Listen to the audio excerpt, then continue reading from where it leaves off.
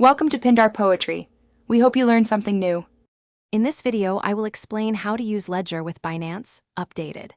Connect your Ledger device, unlock it, and open the Binance app on the device. Install the official Binance wallet or bridge on your computer and grant secure permissions when prompted. Verify addresses on the Ledger screen before confirming any transaction. Use a trusted USB cable or Bluetooth option if your Ledger supports it, and avoid public networks while transacting for added safety. To link Ledger to Binance, open Binance Wallet and choose the Connect Hardware option, then select Ledger and follow on-screen prompts. Approve the connection on your Ledger device when it displays the app and address.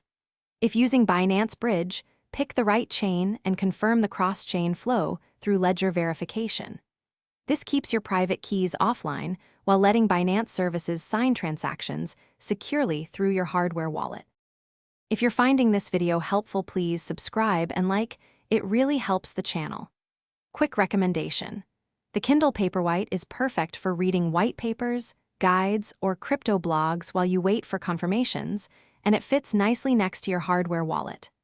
Check the description for the Kindle link and other deals so you can grab one if interested. And now let's get back to the video.